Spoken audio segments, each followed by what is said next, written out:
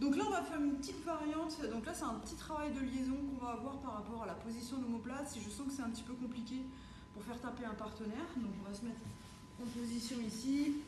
Voilà. Je suis là, je sens que ça va être compliqué de pouvoir me redresser, d'aller faire taper le partenaire. Et là, on est dans une possibilité où en fait le bras est accessible. Ça arrive de temps en temps. Je vois que le partenaire, le bras est accessible avec ma main. Donc là, ce que je vais venir faire, c'est ça. J'ai le bras du partenaire, donc sur l'omoplate. D'accord? Là, je vais venir capturer, donc plutôt que de passer par au-dessus, j'aime bien passer par en dessous. Parce que mon bras, en fait, il est au niveau du triceps. Donc la suite logique, c'est de passer vraiment en dessous pour aller venir chercher la manche du partenaire. Quand je viens chercher la manche du partenaire, l'idée, en fait, c'est de le mettre sur son épaule. Là, il est en appui sur son coude. Je viens tirer et mon partenaire se retrouve sur le coude ici, sur l'épaule ici. D'accord? Quand j'ai fait ça, du coup, c'est un petit peu plus facile pour pouvoir emmener mon partenaire. Et en fait, je vais suivre son mouvement. Parce que l'idée pour lui, c'est aussi de rentrer à l'intérieur pour pouvoir limiter le travail de l'omoplate. Et bien là, je vais le suivre.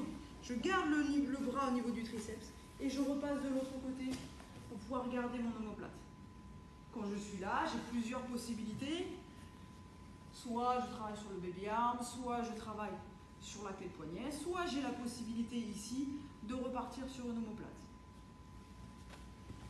Je refais le mouvement.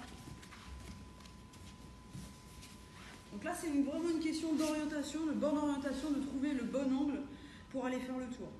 Je suis ici, je sens que ça va être compliqué d'aller monter sur l'omoplate. Le bras est accessible, il est en appui sur le coude.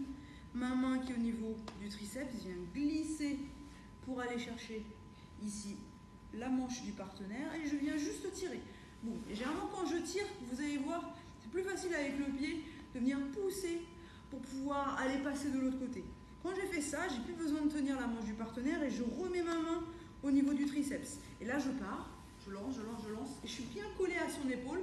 Ici, vraiment la jambe sous l'aisselle et ça me permet de passer de l'autre côté. Ce qui est important ici, c'est ce bras-ci. Il ne faut pas le laisser décoller parce que sinon le bras va partir. Mon intérêt, c'est de le conserver et en même temps de ralentir la descente du partenaire. Donc ici, je pose la main au sol, mon coude est vraiment calé au niveau du bras du partenaire.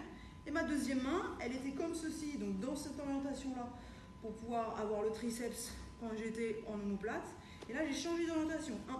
Ça me permet de tenir ici le bras, relever et être sûr de conserver le travail très collé avec le bras du partenaire pour ensuite travailler sur autre chose au niveau des soumissions. Je refais une dernière fois.